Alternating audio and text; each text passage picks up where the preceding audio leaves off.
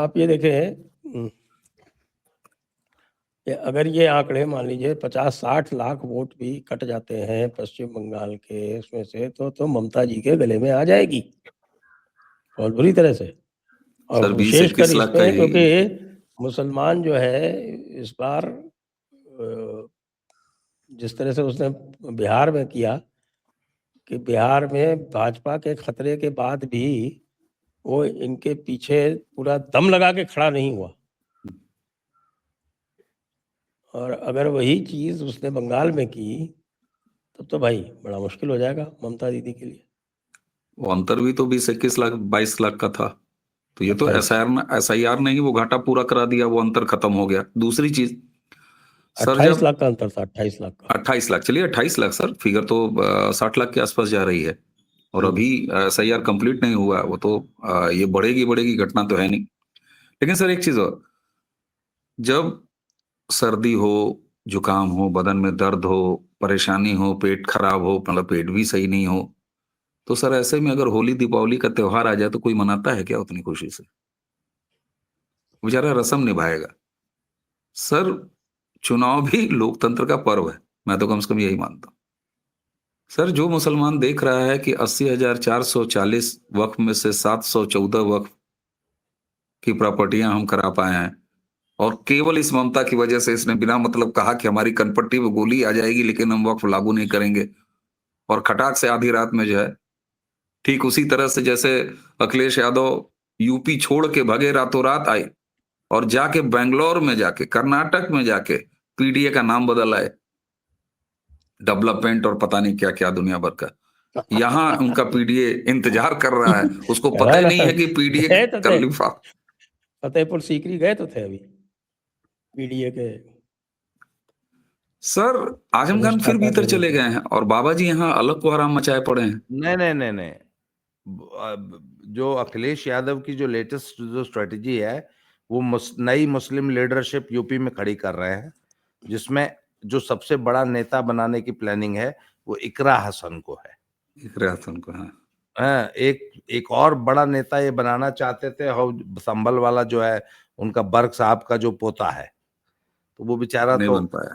हाँ, वो तो नहीं बन पाया, परंतु इकरा हसन को जो है वो प्रोजेक्ट कर रहे हैं अखिलेश जी इन अ बिग वे।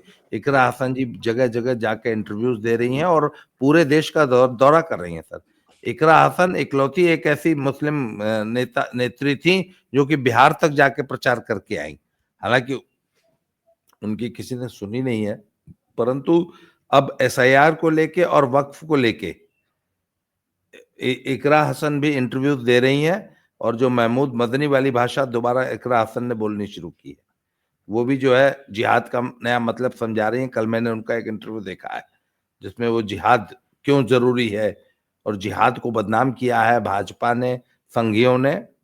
अच्छा। और हाँ, जिहाद तो बड़ा पवित्र शब्द था और जिहाद को अच्छा। बदनाम किया है। इकरा हसन लोगों को ये समझा रही है, और इकरा हसन को पूरे प्रदेश में एक यात्रा के रूप में निकालने की अखिलेश यादव की प्लानिंग है। अब देखिए इसमें कहां तक सफल होते हैं, परंतु सर एक बात है, मुसलमान एक्सट्रीमली डीमोरलाइज्ड है SIR और वक्फ को लेकर। मैं आज की तारीख में जो मोरल की बात बता दूं आपको, तो एक्सट्रीमली डीमोरलाइज्ड अबाउट। और सर मैं आपको बताऊं सर, सड़क चौड़ीकरण का भी बहुत बुरा असर पड़ा। दुनिया समझ रही है कि सड़क क्यों चौड़ी हो रही है। सड़क चौड़ी होने से यातायात सुचारू रूप से चलेगा, जो कि मुसलमानों को सूट नहीं करता। फास्ट मूविंग ट्रैफिक इनको सूट नहीं करता। एक चीज और नहीं सूट करता बाबा जी। क्या? योगी आदित्यनाथ जी से हिंदुस्तान का एक कनक्लेव हो रहा था, उसमें पूछ लिया कि आप लोग कहा करते थे कि अयोध्या तो झांकी है, मथुरा काशी बाकी है। बाकी है। योगी जी ने जानते हैं क्या कहा? हाँ। योगी ने कहा सब जगह जाएंगे। ये नहीं कहा कि इन दोनों जगह भी जाएंगे, उन्होंने कहा सब जगह जाएंगे, सब जगह पहुंचेंगे। अब सब जगह में तो 35-40 हजार सुन रहे हैं, लिस्ट रहती है। 33,000 एक तरफ आप सोचिए ना, वो तो जो क्या क्या लिस्ट सूट है, करे। जो प्रामाणिक सूची है, वो सीताराम गोयल जी की जो बनी हुई है, जो उन्होंने सारे प्रमाणों के साथ उन्होंने बनाई है, उसमें 1800 के आसपास है, 1800-1900 के बीच में है। तो हम तो उस पर संतोष करने के लिए तैयार हैं। सर इतना और ये कर लें कि ठीक है, हम 33,000 नहीं, जो प्रमाण सहित जो बनाई हुई है सीताराम गोयल जी ने, उनको कंसीड कर दो। बाकी के जब प्रमाण बाद में आएंगे तब देखेंगे। बिल्कुल योगी जी कह ही रहे हैं कि सब जगह पहुंच जाएंगे, तो आप हामी भरो, योगी जी सब जगह पहुंच जाएंगे और हिंदू पहुंच जाएगा, बाबा जी ऐसा कह रहे हैं। एक चीज और हुआ है सर, ये जो अचानक आप देखिए, मदनी ने जब बोला कि बहुत ज्यादा जब हमारे किसी का भी उत्पीड़न होता है, जुल्म होता है, तो उसके बाद जिहाद होता है। साथ में उसने कहा क्या?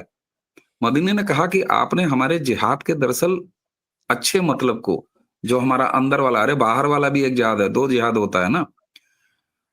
शब्द क्या कहा कि क्या क्या कह के आपने बदनाम किया है हमारे जिहाद को।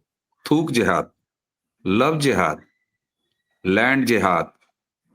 सर ये अचानक मदनी का, उसके बाद इकरा हसन, सपा के सांसद, इन सबका जिहाद के सही माने बताने के लिए बिना मौसम के बरसात की शैली में जो बाहर आए हैं, दरअसल इसके पीछे का असली दर्द कागज का नहीं मिलना है और वक्फ की 75% जो गजवाए हिंद के पहले चरण के तहत इन्होंने हासिल कर लिया था, उसका सरकना है। ये वहां से जिहाद निकल के आ रहा है, ये दर्द वहां से आ रहा है। अदरवाइज कोई मौसम नहीं था मदनी को बोलने का। क्या मतलब है? चुप रहते तुम।